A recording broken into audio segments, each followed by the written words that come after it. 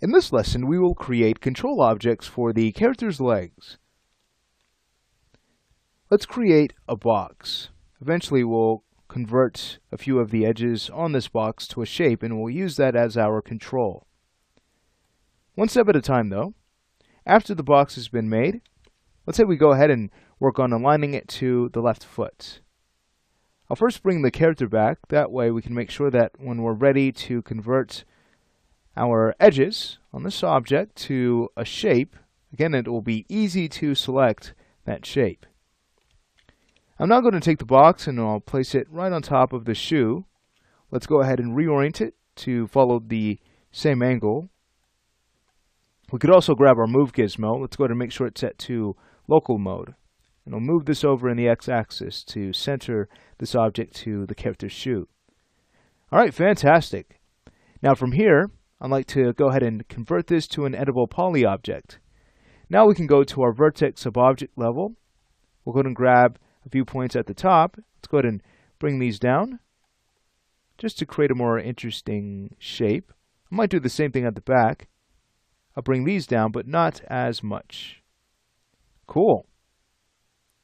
I think that this is going to work out pretty well. If anything, we can go back to our object level, grab our scale gizmo. Let's make sure it's set to local, and we'll squish this in just a bit more.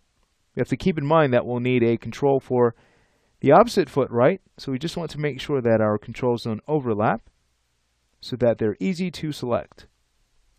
Okay, great. Now, let's say we go to our edge subobject level. I'm going to go ahead and grab 3 edges at the front of the box. So 2 at the side, 1 at the top. At the side of the box, we can go ahead and grab the lower edge. And then we'll grab the same amount of edges at the back of this object. And then 1 more at the side, right here at the base. So this should create an interesting shape.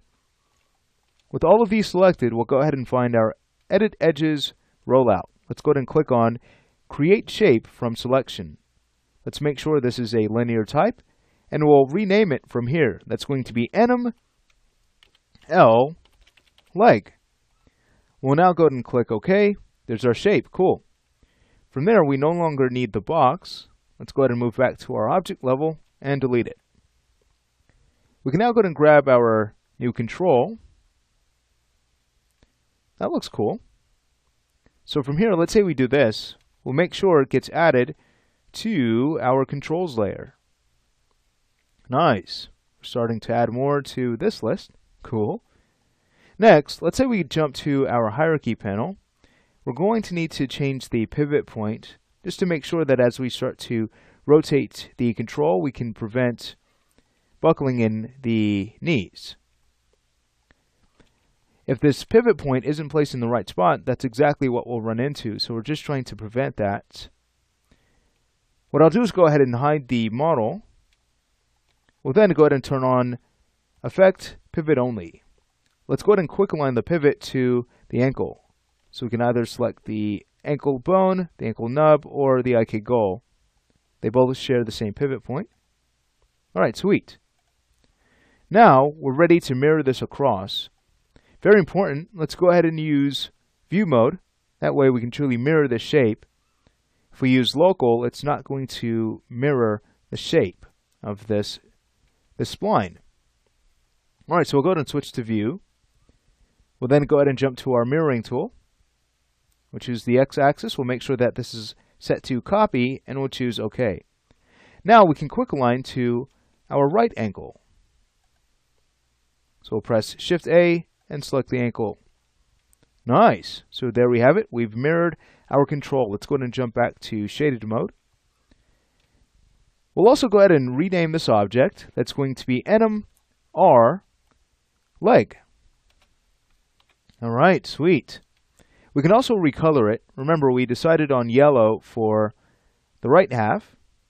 So we can find a shade of yellow. And then for our left half, we can use a shade of blue. Alright, sweet. Once we've done that, we'll want to grab both objects and link to our global node. Okay, after we've done that, we can then head over to our Utilities tab. We'll reset the X-form of both objects just to clean up their transforms. We'll then go ahead and collapse using the first choice, modify or stack result. Nice. And now we can freeze their transforms. Fantastic. So there we have it, our two leg controls. Now what we're going to do at this point is stop the lesson. In the next lesson, we're going to work on adding custom attributes that we will use to control our secondary foot system. And then following that, we'll work on getting everything attached to our leg controls. So in just a few steps, we'll be done with the feet and we'll be able to move up the body. Again, we don't have much to do to complete our rig. So let's go and get this going.